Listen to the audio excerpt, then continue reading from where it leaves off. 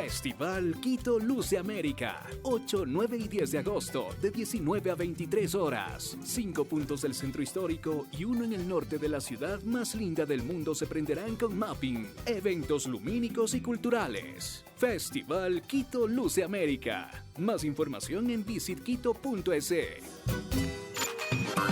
Fin del espacio publicitario.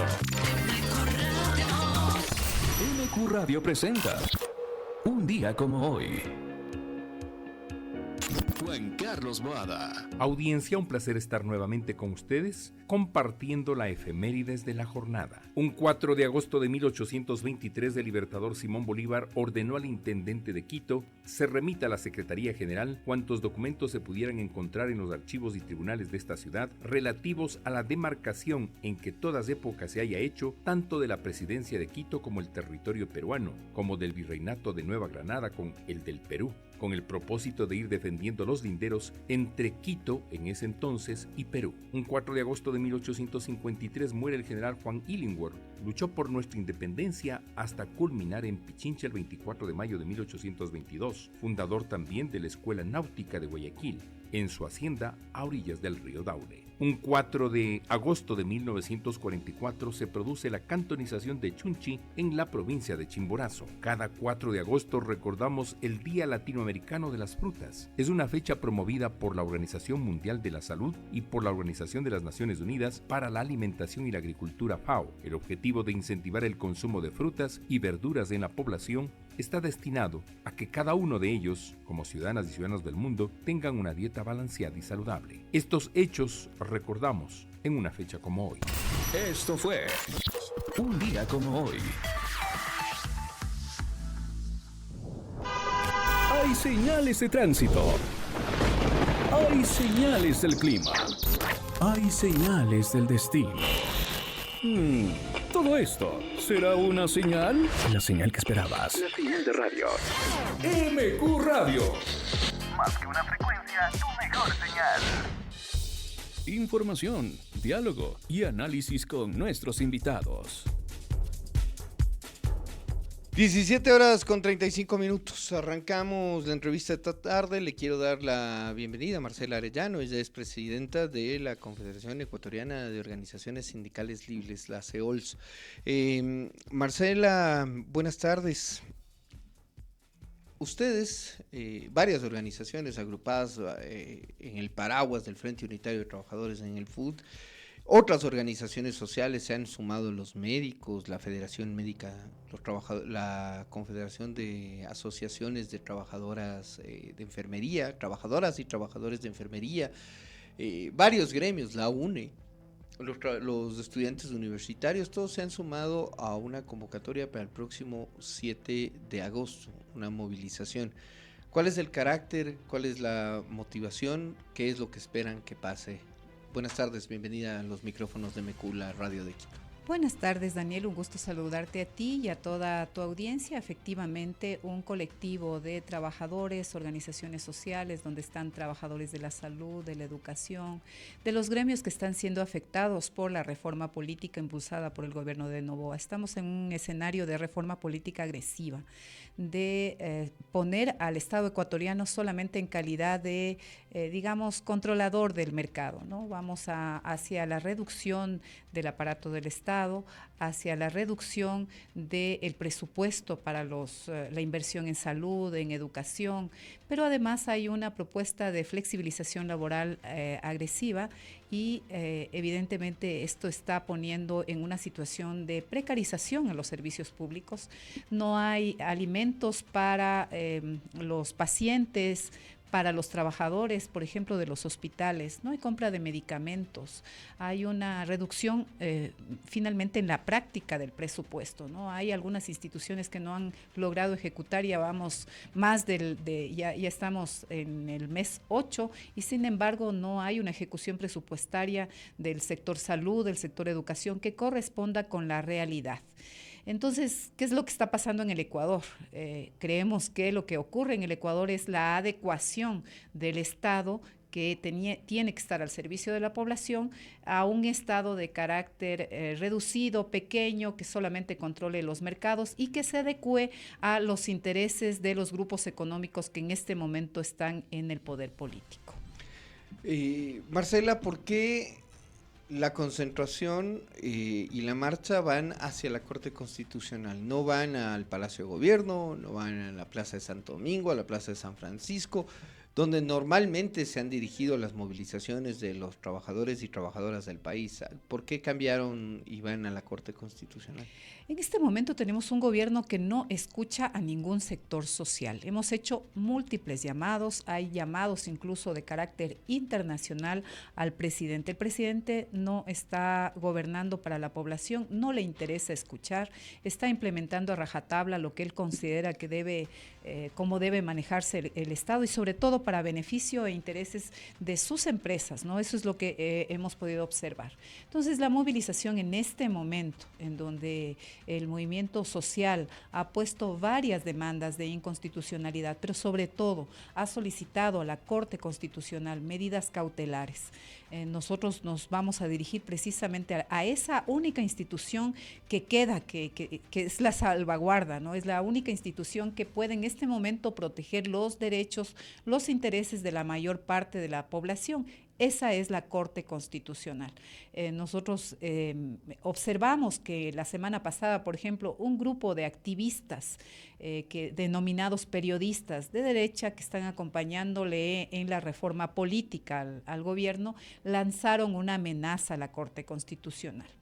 Esta amenaza tiene el objeto de asegurar que la Corte evite poner estas medidas cautelares, porque evidentemente las 4 leyes que fueron aprobadas entre gallos y medianoche, sin la participación ciudadana, sin el mínimo nivel de socialización, pero que además fueron puestas como económicas urgentes, que no guardaron unidad de materia, ¿no? Son de carácter inconstitucional. Por lo tanto, nosotros creemos que la única institución en este momento que puede salvaguardar los intereses de la población es precisamente la Corte Constitucional, por eso nos movilizamos hacia la Corte Constitucional.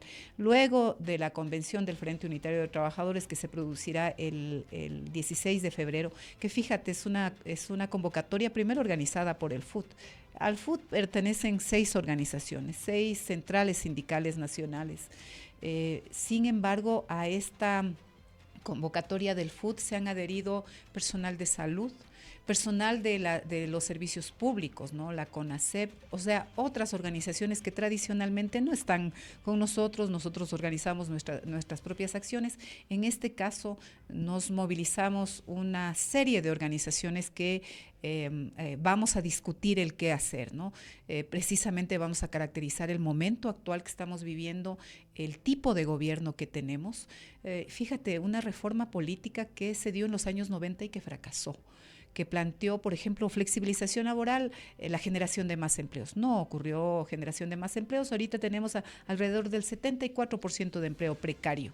El tema de reducir el número de los ministerios, las secretarías, hay quienes lo han aplaudido porque está mal vista o hay digamos así, está enmarcado conceptualmente el asunto en que todo servidor público es burócrata, y a esto le han añadido hoy por hoy el tema de que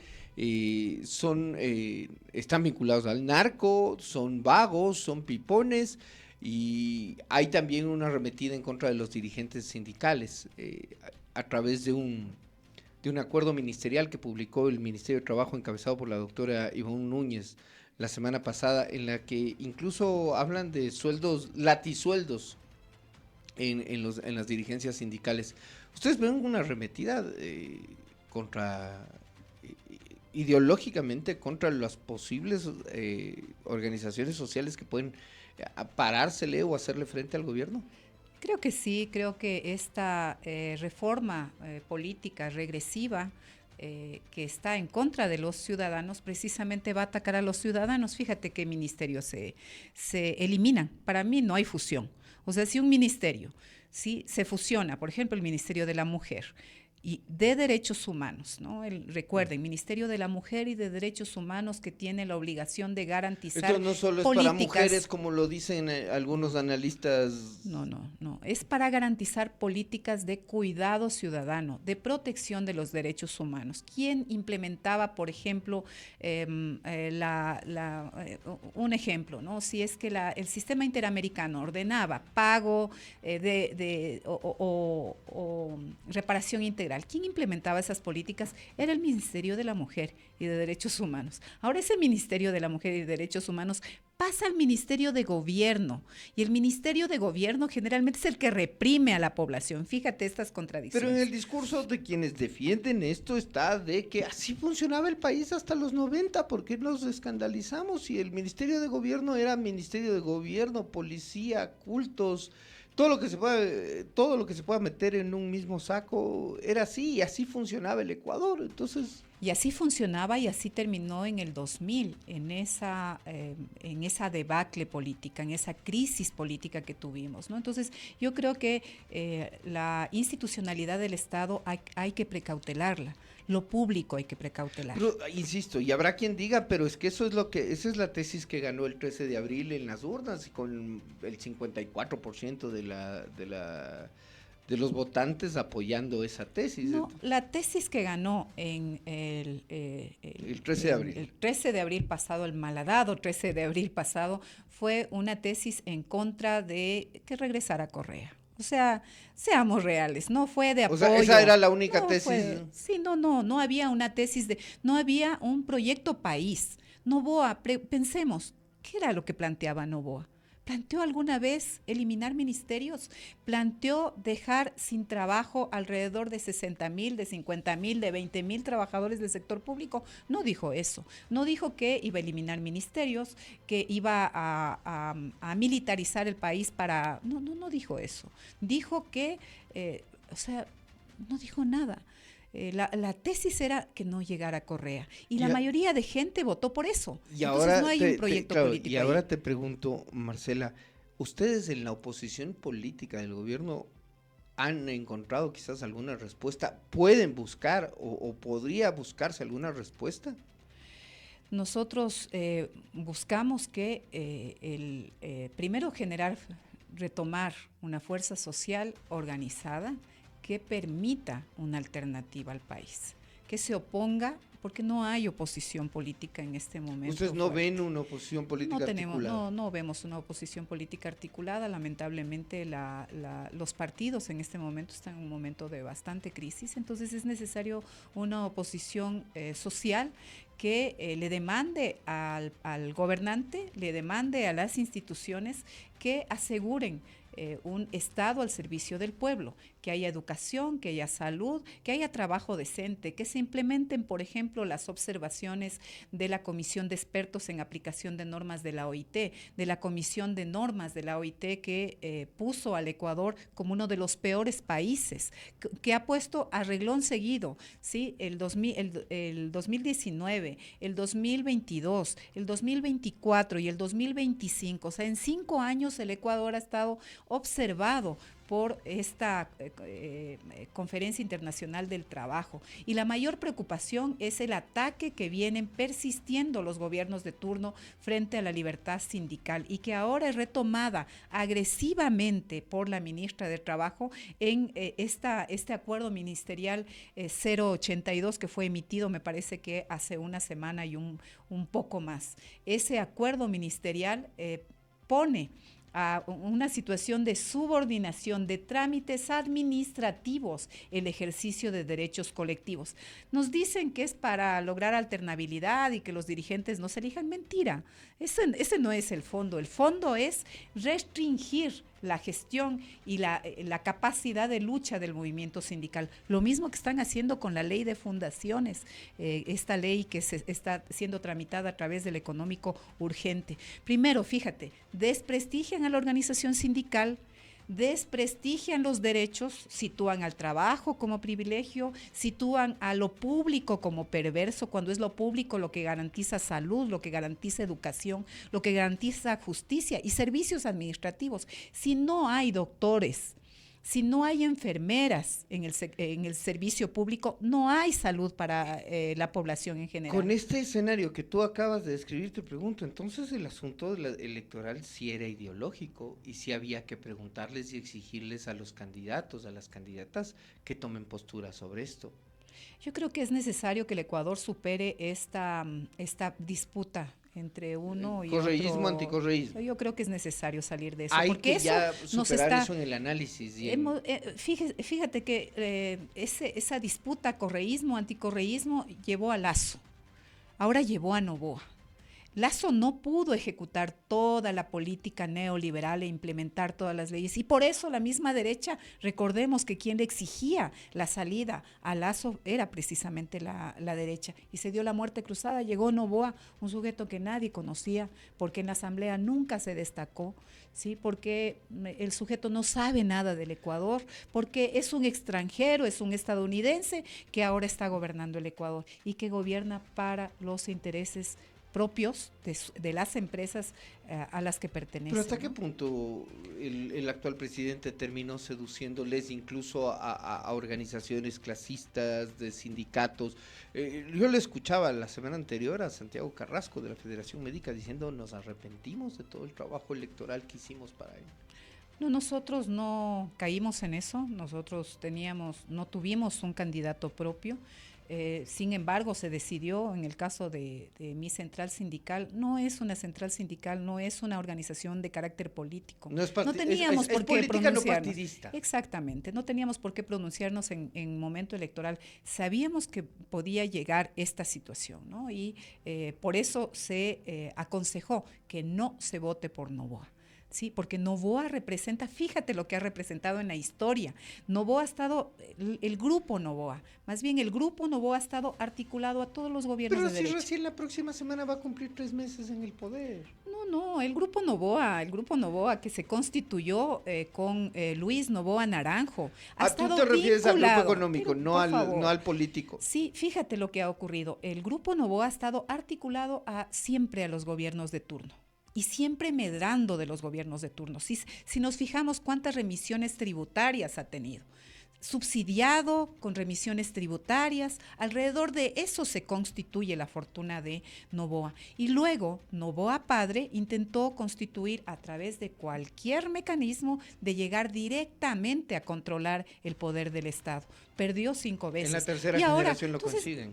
Discúlpame, esto no hay que verlo individualmente, ¿no? Hay que verlo a quién representa, y representa a los grupos económicos tradicionales más nefastos que se han beneficiado del Estado, que tienen trabajo barato, que han reprimido a los trabajadores, que los trabajadores, por ejemplo, en la Hacienda Clementina en el 2002, no lo decimos nosotros, la Central Sindical, lo dice Human Rights, lo dice la historia, ¿sí? Hubo represión, o sea, entre policías y grupos armados, sí, sacaron a los trabajadores, incluso hubo heridos, hay compañeros que quedaron sin sus miembros. Entonces, digamos, hay una historia detrás de eso. Entonces, no nos engañan que aquí hay una disputa entre el correísmo y no correísmo y hay que descorreizar el Estado, cuando le tenemos a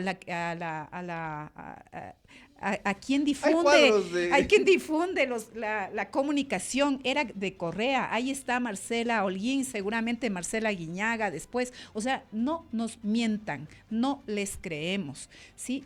Con una campaña de comunicación sí intentan posicionar que hay una lucha entre correísmo, que hay algunos periodistas ahí medios trasnochados que dicen hay una lucha entre correísmo y... Mentira, aquí hay la necesidad de implementar un proyecto político fracasado en el mundo, que fracasó en el Ecuador en los años 90, que terminó en el feriado bancario y que no logró sacar a nadie de la pobreza ni generó empleo. Marcela, regresemos a lo que deberá pasar este 7 de agosto. ¿Ustedes consideran que es una medición de fuerzas si es que logran poner una masiva marcha en las calles? Además, ¿esto solo es Quito o tienen réplicas en otras capitales? Fíjate lo que ha ido ocurriendo. Primero que era un plantón. La gente se ha ido organizando. Nos ha ido llamando, incluso en un plantón pírrico que organizamos en el Ministerio de Finanzas, la gente llegaba a acompañarnos. Era una cosa puntual de un sindicato con un grupo pequeño en el Ministerio de Finanzas que tomamos la decisión por el ataque que iniciaron estos periodistas. Fuimos a la Corte Constitucional porque dijimos aquí algo está pasando, entonces hay que ir a apoyar a la Corte Constitucional, y llegaron y comenzaron a llegar y a llegar y a llegar gente, ¿no? Y este plantón que era en inicio ha ido creciendo y ahora va a ser una movilización que va a terminar en la Corte Constitucional. Y luego hemos tomado la decisión de que la convención tradicional del FUT sí sea una convención amplia de trabajadores. 16 de agosto. El 16 de agosto nos reunimos. Entonces, no creemos que esta movilización sea una medición de fuerzas. Nosotros vamos puntualmente a reclamar a la Corte que tome medidas cautelares. O sea que la movilización, por ejemplo, tiene como objeto que la Corte revise, al menos emita o tome algún pronunciamiento sobre los pedidos de medidas cautelares. Efectivamente, porque ahorita se están afectando derechos. ¿Y si la Corte dice no caben las medidas cautelares, Marcela? Nosotros seguiremos peleando por la demanda las demandas de inconstitucionalidad. Pero mientras tanto van a seguir las fusiones y todo lo que han anunciado. Sí, hay algunas medidas que luego el Estado, fíjese lo que está ocurriendo, es que se toman medidas inconstitucionales y después, al reconocer la constitucionalidad, tienen que reparar. Hay medidas de reparación. Pero la señora Cynthia Helliver ya salió y dijo, yo soy la secretaria general de la Administración Pública y de Gabinete de Gobierno, yo voy a liderar esa fusión. Ellos tienen, te deja a ti que tienen clara que esto les puede hacer responsables de las consecuencias de esto si es que en su momento llega a declararse inconstitucional. Espero que tengan claras. Ahorita están con todo el poder encima. Asumen que el poder político lo están ejerciendo independientemente de todo. Miren lo que hemos constituido, ¿no? Un Estado de carácter autoritario, dictatorial, que no responde a las necesidades de la población. Eso es lo que tenemos ahora. Por eso nos movilizamos y precisamente el único órgano que es medianamente independiente le estamos exigiendo que tome inmediatamente medidas que detengan este ataque a los derechos humanos básicos y a los derechos constitucionales, ¿no? Entonces, por eso nos estamos movilizando. Sí puede ser que sea de carácter nacional, porque fíjate, sacábamos el día domingo, ¿no? El día domingo sacaba la CEOLS, una comunicación que nos juntamos, que nos vamos a movilizar, y sacábamos una del FUD y sus organizaciones, y llamaban, no, póngannos ahí también, bueno, poníamos los logos, y los compañeros de Guayaquil, de Cuenca, hagan una claqueta para nosotros porque nos movilizamos. Una cosa que era un plantón, el día jueves, en Quito, puntual, en la Corte Constitucional, se está convirtiendo en una movilización de carácter nacional. ¿A qué hora y vamos es? Al 16. Nosotros nos vamos a juntar desde las 2 de la tarde, 2:45 de la tarde, vamos a salir de nuestra histórica lugar de lucha, la Caja del Seguro, hacia la Corte Constitucional. Pero esta vez no van hacia el sur, sino van hacia el norte, van a marchar hacia el norte. Así es. Listo. Ha sido Marcela Arellano, presidenta de la CEOLS, con quien hemos conversado el carácter de la movilización que están convocados. Ella nos ha dicho, esto empezó como un, digámoslo así, como un plantón. Y hoy por hoy podría ser una gran movilización que le llame la atención al gobierno sobre las decisiones que está tomando.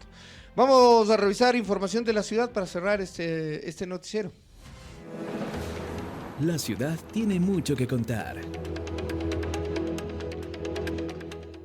Y arrancamos contándole que durante un evento cívico este 4 de agosto, la secretaria de Seguridad, Carolina Andrade, destacó los logros del operativo interinstitucional realizado el pasado viernes, en el cual se clausuraron 3 establecimientos que ponían en riesgo la seguridad ciudadana. Nos amplía la información Luis Mora.